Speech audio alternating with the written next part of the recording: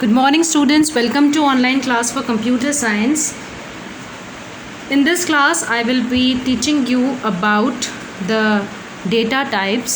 As you all know that in the previous class I was discussing with you all about the data types and I had discussed it up to the lookup wizard. Now I will teach you about attachment, calculated and rich text. Okay, अब तक हमने इस chapter के अंदर काफ़ी कुछ सीख लिया है. हमने सीख लिया types of databases,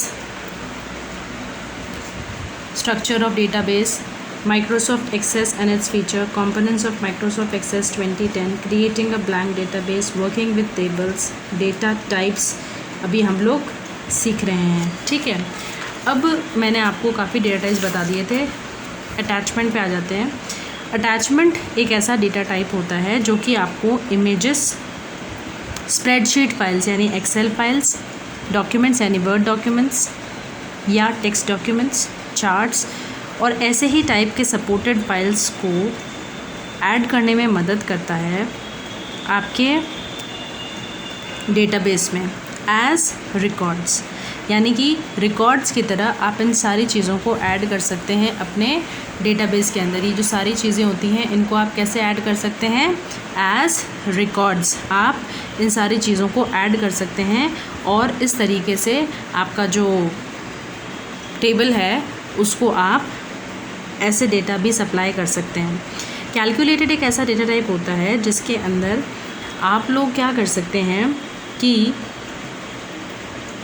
same table की या फिर किसी दूसरी बिल्ट इन एक्सेस फंक्शन में से वैल्यू को एक्सट्रैक्ट करके उन पे कैलकुलेशंस परफॉर्म कर सकते हैं.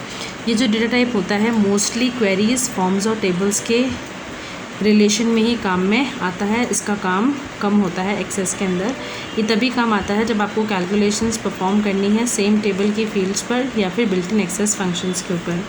रिच टेक्स्ट एक ऐसा टेक्स्ट या कॉम्बिनेशन ऑफ टेक्स्ट आप समझ सकते हैं या फिर नंबर्स भी इसमें इंक्लूड किए जा सकते हैं जिसको कि आप कलर्स और फॉन्ट कंट्रोल्स के थ्रू और भी खूबसूरत इसकी फॉर्मेटिंग को अचीव कर सकते हैं. Right now views of a table के कौन कौन से व्यू होते हैं, मतलब आप एक टेबल को किस किस तरीके से माइक्रोसॉफ्ट एक्सेस में देख सकते हैं. तो दो व्यू अवेलेबल होते हैं, डिज़ाइन व्यू और डेटा शीट व्यू.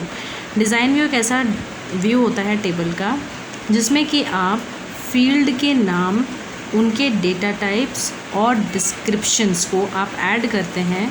और ये जो व्यू होता है दो पार्ट्स में डिवाइडेड होता है. पहला पार्ट होता है डेटा शीट व्यू और पहला पार्ट होता है field grid pane. First part क्या होता है? The first part is field grid pane and the second part is field properties pane. पहला पार्ट होता है फील्ड ग्रिड पेन और दूसरा पार्ट होता है आपका फील्ड प्रॉपर्टीज़ पेन. ठीक है, तो जब हम फील्ड ग्रिड पेन की बात कर लेते हैं पहले. फील्ड ग्रिड पेन क्या होता है? फील्ड ग्रिड पेन एक ऐसा पेन होता है जहाँ पर आप फील्ड के नाम को डिफ़ाइन करते हैं. क्या डिफ़ाइन करते हैं? कि फील्ड का नाम क्या है, उसके डेटा टाइप्स कौन कौन से हैं और उन डेटा टाइप्स के साथ में डिस्क्रिप्शन क्या क्या अटैच्ड हैं. और फील्ड प्रॉपर्टीज़ पेन आपको ये बताता है कि आप फील्ड्स की प्रॉपर्टीज़ कैसे लगा सकते हैं. फील्ड्स में आप प्रॉपर्टीज़ को कैसे लगा सकते हैं ये आपको बताएगा फील्ड का property pane. Data sheet view दूसरा व्यू है. इस व्यू में आप क्या कर सकते हैं? टेबल में डेटा को एंटर करते हैं. जब आप कभी भी टेबल के नाम पे डबल क्लिक करेंगे नेविगेशन पेन में तो वो हमेशा डेटा शीट व्यू में ही खुलती है ताकि आप उसमें एंट्री कर सकें. आप एक व्यू से दूसरे व्यू में जा सकते हैं, यानी कि आप डेटा शीट व्यू से डिज़ाइन व्यू में जा सकते हैं, डिज़ाइन व्यू से आप डेटा शीट व्यू में आ सकते हैं. इस काम को करने के लिए आपको क्या तरीका अपनाना पड़ेगा? आप होम टैब पे जाइए, वहाँ पे आपको व्यू ग्रुप मिलेगा. व्यू ऑप्शन के तहत ऐसे आपको मिलेगा व्यू ऑप्शन, है ना. इसके तहत आपको एक व्यू ग्रुप मिलेगा, उसके अंदर आपको व्यू ऑप्शन मिलेगा. आप उसमें जाइए, आप वहाँ पर जा कर के जब इस डाउन एरो की पे क्लिक करेंगे तो आपको यहाँ पे व्यूज़ मिल जाएंगे। आप जिस भी व्यू में जाना चाहते हैं उस पर क्लिक कर लीजिए, आप अपने व्यू पे पहुँच जाएंगे। या फिर स्टेटस बार जो सबसे नीचे वाला बार होता है उसके राइट कॉर्नर पे आपको व्यू बने हुए मिलते हैं एज थंबनेल्स, आप वहाँ से भी सेलेक्ट कर सकते हैं। ठीक है, now creation of a table. हम लोग टेबल कैसे क्रिएट कर सकते हैं? टेबल को क्रिएट करने के 2 मेथड्स हमारे पास, एक्चुअली बेसिकली बहुत सारे मेथड्स होते हैं। हम इस चैप्टर के अंदर जो मेन मेथड सीखेंगे वो है कि हम डिज़ाइन व्यू में कैसे काम करेंगे। सो टेबल को आप डिज़ाइन व्यू में बना सकते हैं, टेबल को आप टेम्पलेट्स के थ्रू बना सकते हैं और टेबल को आप डेटा शीट व्यू में भी बना सकते हैं। ठीक है, इस चैप्टर में हम सिर्फ डिज़ाइन व्यू में टेबल कैसे बनेगी इस चीज़ को डिस्कस करेंगे। इस व्यू में क्या होता है, आप अपनी टेबल के स्ट्रक्चर को पहले से ही डिफ़ाइन कर लेते हैं कि इसमें क्या क्या फील्ड नेम्स होंगे, उन फील्ड नेम्स के डेटा टाइप्स क्या होंगे, उनकी प्रॉपर्टीज़ क्या होंगी। तो आपको पहले से ही अपने टेबल को स्ट्रक्चर करने की सुविधा मिलती है इन द डिज़ाइन व्यू। आप इस व्यू में टेबल को क्रिएट करने के लिए क्या करेंगे, आप सबसे पहले टेबल्स ग्रुप में जाएंगे। टेबल्स ग्रुप में जाएंगे, टेबल्स ग्रुप में जाने के बाद में आपको एक ऑप्शन मिलेगा टेबल्स ऑप्शन। वहाँ पे आपको एक क्रिएट टैब मिलेगा, उस टैब पे जा कर के आप क्लिक करेंगे। जैसे ही आप क्रिएट टैब पे क्लिक करेंगे तो आपके पास में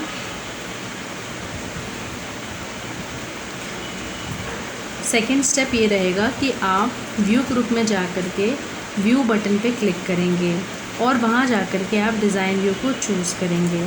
जब आपके सामने सेव एज़ का डायलॉग बॉक्स आएगा, वहाँ पर आपको जा कर के अपनी फ़ाइल को नाम देना पड़ेगा और आप अपने ओके बटन को उसी के नीचे जो आपको अवेलेबल होगा क्लिक कर देंगे। ऐसा करने से एक ब्लैंक टेबल डिज़ाइन व्यू में आपके सामने खुल के आ जाएगी, जिसके अंदर 3 कॉलम्स होंगे, फील्ड का नाम, उसकी डेटा टाइप और उसका डिस्क्रिप्शन। ठीक है, मैंने आपको वापस से मैं आपको इस डायग्राम के थ्रू समझा देती हूँ। हम लोगों ने क्या किया है, क्रिएट टैब पे क्लिक किया। जैसे ही हमने क्रिएट टैब पे क्लिक करा, हमको यहाँ पर टेबल ऑप्शन को चूज़ करना पड़ेगा टेबल्स ग्रुप में से। ठीक है, टेबल्स ग्रुप में से आप टेबल ऑप्शन चूज़ करेंगे, आपके सामने एक नई टेबल खुल के आ जाएगी ऐसे। ठीक है, फिर आप व्यू बटन पे क्लिक करिए और वहाँ पे जाके डिज़ाइन व्यू चूज़ करिए। ये आपका डिज़ाइन व्यू खुल के आता है आपके सामने। यहाँ पे आपको सारे ऑप्शंस मिल जाएंगे, आप सेव कर देंगे। डिज़ाइन व्यू में अब हमें एंट्री करना शुरू करना पड़ेगा, जहाँ पे फील्ड नेम, डेटा टाइप और डिस्क्रिप्शन 3 कॉलम आपके सामने रिबन वहाँ पर अपीयर होंगे और रिबन पर आपके एक नया टैब आ जाएगा जिसका नाम होगा डिज़ाइन। ठीक है, अब एक्सेल जो है वो फर्स्ट कॉलम पे बेसिकली प्राइमरी की को ऑटोमेटिकली जनरेट कर देता है, उसका नाम आईडी खुद से रख देता है और उसका डेटा टाइप ऑटो नंबर भी खुद से ही होता है। आप ऐसा की के जैसा सिंबल येलो बैकग्राउंड में देखेंगे फील्ड के पास में लगा हुआ, जो ये बताता है कि वो फील्ड प्राइमरी की है टेबल की। आप यहाँ पर किसी भी दूसरे नाम को भी एंटर कर सकते हैं, इनफैक्ट आप उसका डेटा टाइप भी बदल सकते हैं। टैब की से मूव करके आप इन सेल्स में जंप कर सकते हैं। ऑटो नंबर जो है बेसिकली एक ऐसा डेटा टाइप है जो कि डेटा टाइप कॉलम में बाय डिफ़ॉल्ट आता है। आप यहाँ पे पास में एक ड्रॉप डाउन एरो होता है, उसमें से आप डेटा टाइप्स को बदल सकते हैं। टैब की से आप मूव करेंगे अलग अलग कॉलम्स के ऊपर और इस तरीके से आप एंट्री करेंगे। और जब आप सारी टेबल्स की एंट्री भर देंगे और जब आप सारा ये काम पूरा कर लेंगे, तब आपकी टेबल में डेटा फिल हो जाएगा। ठीक है, आइए हम सीखते हैं कि प्राइमरी की कैसे जनरेट की जाती है। उसके पहले मैं आपको थोड़ी सी इन्फॉर्मेशन देना चाहती हूँ। आप अपनी टेबल के अंदर किसी भी तरह की फील्ड को ऐड या डिलीट कर सकते हैं डिज़ाइन व्यू में जा कर के। ठीक है, आपको ये बात ध्यान रखनी है कि आपका डिज़ाइन व्यू आपको पूरा कंट्रोल देता है आपकी टेबल के ऊपर। अगर आपका डिज़ाइन व्यू पे अच्छा कमांड है काम करने का, तो आप अपनी टेबल को कभी भी मॉडिफाई कर सकते हैं डिज़ाइन व्यू में जा कर के। ठीक है, डिज़ाइन टैब पे जब आप जाते हैं तो आपको इंसर्ट रो का ऑप्शन सेलेक्ट करना पड़ेगा। टूल्स ग्रुप पे वो आपको मिलेगा। इससे एक ब्लैंक रो आ जाएगी आपकी किसी भी पोजीशन पे जहाँ पर उसे आप चाहते हैं, उसका नाम, डेटा टाइप, प्रॉपर्टी वहीं पर आप सेट कर सकते हैं। वैसे ही अगर आपको एक रो डिलीट करनी है तो आप डिज़ाइन टैब पे टूल्स ग्रुप में डिलीट रो बटन पे क्लिक कर देंगे तो आपकी रो डिलीट हो जाएगी। ये मैं आपको ये बता रही थी कि आप टेबल में इंसर्शन और डिलीशन का काम कैसे कर सकते हैं, राइट। नाउ नेक्स्ट टॉपिक है प्राइमरी की। प्राइमरी की मैंने आपको बताया था एक ऐसी की होती है जो कि येलो बैकग्राउंड के साथ में आपको टेबल पे दिखाई देती है। फर्स्ट जो अगर टेबल में कोई प्राइमरी की डिफाइंड नहीं है तो आईडी नाम से आप ऑटोमेटिकली जनरेट हो जाती है प्राइमरी की, जिसकी डेटा टाइप ऑटो नंबर होती है, ठीक है। आईडी के नाम से अपने आप ही जनरेट हो जाती है, जिसकी डेटा टाइप क्या होती है, ऑटो नंबर होती है। अब देखिए यहाँ पर प्राइमरी की एक ऐसा चेक होता है टेबल पे जो कि उसके हर रिकॉर्ड को यूनिकली आइडेंटिफाई करता है, यानी कि एक रिकॉर्ड दूसरे रिकॉर्ड से कैसे डिफरेंट है ये हमें तब पता चलता है जब प्राइमरी की एक रिकॉर्ड से दूसरे रिकॉर्ड में डिफरेंट हो जाएगी। तो इसमें कोई डुप्लीकेट डेटा समा नहीं सकता टेबल के पास में, क्योंकि एक ही प्राइमरी की होती है। प्राइमरी की एक्सेस यूज़ करता है बेसिकली ताकि एक टेबल के रिकॉर्ड को दूसरे टेबल के रिकॉर्ड से किसी तरीके से रिलेट कर सके। स्टूडेंट्स टेबल के एग्जांपल से हम कुछ सीखने जा रहे हैं। ये है हमारी स्टूडेंट्स टेबल। स्टूडेंट्स टेबल के अंदर देखिए यहाँ पर F_name एक फील्ड है, एक फील्ड है क्लास, एक फील्ड है एड्रेस, एक फील्ड है सिटी। इनके डेटा टाइप्स यहाँ पे डिफाइन किए हुए हैं, ठीक है। अब हम जानते हैं कि जो भी स्टूडेंट होते हैं क्लास के, हर बच्चे का रोल नंबर अलग होता है और एक बच्चे को जो रोल नंबर मिल गया वो दूसरे को नहीं मिल सकता। इसलिए रोल नंबर को आप प्राइमरी की तरह देख सकते हैं, क्योंकि वो आपकी टेबल में हर रिकॉर्ड को यूनिकली आइडेंटिफाई करने में आपकी मदद करेगा। इस टेबल के अंदर, स्टूडेंट टेबल के अंदर, रोल नंबर को हम प्राइमरी की तरह मान सकते हैं। अगर हम चाहते हैं कि रोल नंबर के अलावा हम कोई प्राइमरी की बनाएं तो कैसे बनाएंगे, डिज़ाइन व्यू में हमें जाना रहेगा। इस डिज़ाइन व्यू में जाने के बाद में आपको उस फील्ड पे क्लिक करना पड़ेगा। डिज़ाइन व्यू में जाने के बाद में ये होता है हमारा डिज़ाइन व्यू। डिज़ाइन व्यू में जाने के बाद में आपको क्या करना पड़ेगा, उस फील्ड पे क्लिक करना पड़ेगा जिस पर आप चाहते हैं कि प्राइमरी की डिज़ाइन हो। तो जो भी फाइल होगी ना, जो भी सिलेक्टेड फील्ड होगी वो हाईलाइट हो जाएगी और आप उस पर प्राइमरी की बटन को प्रेस कर देंगे, जो कि आपको डिज़ाइन टैब पे टूल्स ग्रुप में मिलता है। ये रहा प्राइमरी की वाला बटन, ठीक है। तो वो की आपकी प्राइमरी की बन जाएगी, ओके। फिर आप साइड में एक छोटा सा एरो मिलेगा, क्रॉस जैसा आपको बटन मिलेगा बेसिकली, उससे आप उस वाली टेबल विंडो को बंद कर सकते हैं। आपको यहाँ पर एक्सेस एक मैसेज ज़रूर प्रॉम्प्ट करके देगा कि आप चेंजेस को सेव करना चाहते हैं। अगर आप यस पे क्लिक करते हैं तो आपकी प्राइमरी की नई सेट होकर आपकी टेबल में चेंजेस मेक हो जाएंगे और टेबल भी बंद हो जाएगी, ठीक है। This is all about primary की। Now how you will enter the data in the table. In order to enter the data in the table, what you need to do is you have to first of all open it in the data sheet view, because design view में हम table में data enter नहीं कर सकते। Design view में हम सिर्फ उसका ढांचा क्रिएट करते हैं, उसका फ्रेम बनाते हैं। अगर डेटा एंटर करना है तो कहाँ जाना पड़ेगा, डेटा शीट व्यू में जाना पड़ेगा। डेटा शीट व्यू में टेबल को खोलने के लिए हमें क्या करना रहता है, हम लोग क्या करेंगे, जो भी टेबल हम चाहते हैं कि हम एंटर करें उसमें डेटा, उसे सेलेक्ट करेंगे नेविगेशन पेन से। मैंने आपको नेविगेशन पेन दिखाया था, राइट हैंड साइड में होता है एक्सेस विंडो के। वहाँ पर जाके टेबल के नाम को डबल क्लिक करिए, टेबल ओपन हो जाएगी। एक्सेल स्प्रेडशीट की तरह आपको दिखाई देगी। जैसे कि आप एक्सेल में काम करते हैं, एंट्री करते हैं, वैसे ही इसमें भी आपको एंट्री करनी पड़ेगी। अब जैसे कि जब आप फील्ड्स को एंट्री कर देंगे, एक एस्ट्रिक सिंबल आपको सबसे नीचे वाली रिकॉर्ड में दिखाई देगा।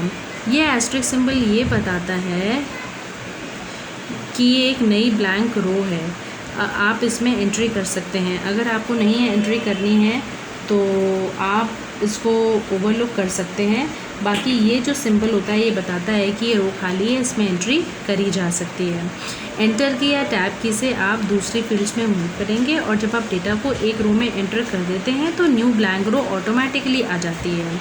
और अगर आपको रिकॉर्ड्स के नंबर वगैरह पता करने हैं तो ये होता है रिकॉर्ड का नेविगेशन बार और ये होते हैं नेविगेशन बटन। इनको प्रेस करके आप एक रिकॉर्ड से दूसरे रिकॉर्ड पर जा सकते हैं। Okay, so this is all about entering data in a table. This is all about entering data in a table. This how you will enter the data in the table. So in the next class I will be teaching you about how to add the records, how to edit the records, Okay, so in the next class I will be teaching you about all the other options related to this chapter, and today I will be sending you along with this tutorial. I will be sending you one exercise to be done. Fill in the blanks. ये मैंने solve करके यहाँ पे रखे हैं और आप इन fill in the blanks को अपनी कॉपी में नोट डाउन करेंगे. इसकी पिक्चर मैं आपको क्लिक करके भेज दूँगी. So this is your homework for today. Kindly update your copies, don't waste your time, write down the work, learn it properly. Okay, so keep learning, take care, bye bye.